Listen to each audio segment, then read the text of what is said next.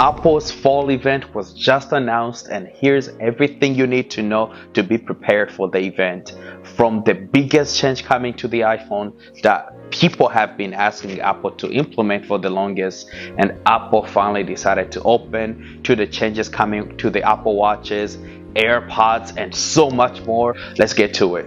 Starting with the iPhone 15, Apple will be dropping two models, the iPhone 15 and the iPhone 15 Plus.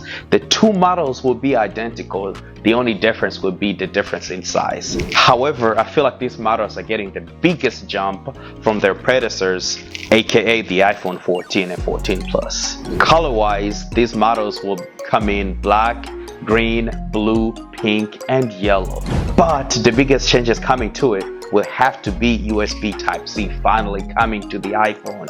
We begged and begged and begged, but somehow Apple listened. But did they really, or what they pushed? The only downside is the fact that Apple decided to keep the upload and download speed at 2.0, which is the same thing that we get it with Lightning, because it's rumored that Apple is saving the higher download speed for their Pro models. Another big change that's coming to these iPhone models will have to be Dynamic Island. Yes, Dynamic Island is coming to the iPhone 15 and 15 Plus, which is awesome. Another big change, we're getting the 48 megapixel sensor on the camera that was announced with the Pro models from last year, and the new chip, the A16, will be coming to these models.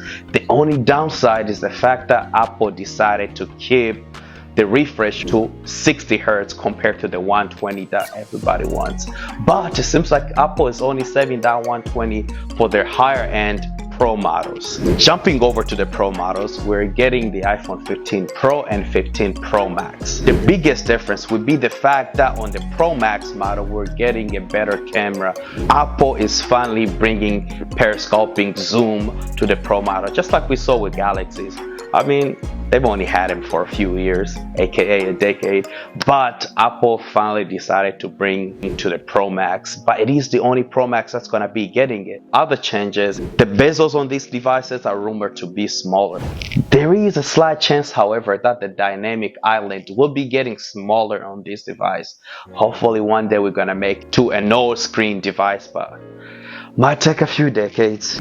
Yes, these models will also be getting USB Type-C, and it is going to be USB Type-C Thunderbolt 4, which means up to 40 gigabits of data could be transferred every second, which is awesome. So considering how big the footages will be from these camera models, I think this would be an awesome feature to have, and I see why Apple is only including it to the Pro models. Another big change, Apple is removing the mute switch and replacing with an action button that can be customized to do different tasks. So you can customize it to turn on a flashlight, call somebody, run a shortcut, and so much more. We have to wait for Apple's announcement to see how much we can really do with this new action button. Another big change, I know everybody's complaining that their battery is so bad with their iPhone 14. Apple is dropping their A17 Bionic chip, which will be a 3 nanometer base, which should improve battery life so much more. Better speed. It's crazy how the iPhone's computing power is getting closer to what we got when Apple dropped the M1 Max. Imagine, we have so much power on our devices that some computers still these days still don't have it. That's kudos to Apple. Oh yeah, there's a slight chance that Apple could be changing their naming of the iPhone 15 Pro Max to the iPhone 15 Ultra. What do you guys think about that? Or Apple will drop an iPhone 15 Pro Max to match the Pro models, and then the iPhone Ultra is gonna be their highest end model yet. It is also rumored that the starting storage on these iPhone 15 Pro models will be 256 gigs. So the base model will be 256 gig, and storage could go all the way up to 2 terabytes, which is crazy to think about. Jumping over to Apple Watch, the Apple Watch Series 9 is not getting too many changes. The only change that we're gonna see a change in the chip, which hopefully will bring faster battery life, and obviously Apple is gonna introduce more colors to try to encourage people to buy it. The Apple Watch Ultra 2 also is not getting too much changes. However, it is rumored that Apple will bring 3 different colors to try to encourage people to buy it. There is a slight chance that we could be seeing a refreshed iPad Air. However, we're not going to see any crazy design changes. In fact, all the changes will happen internally, and maybe Apple might drop another color, but we just have to wait for Apple and see. AirPods 2. Yes, we are getting AirPods Pro 2, but it's rumored that they're going to stay the same. The only change that Apple is really going to do is the fact that they're switching the port at the bottom from Lightning to USB Type-C.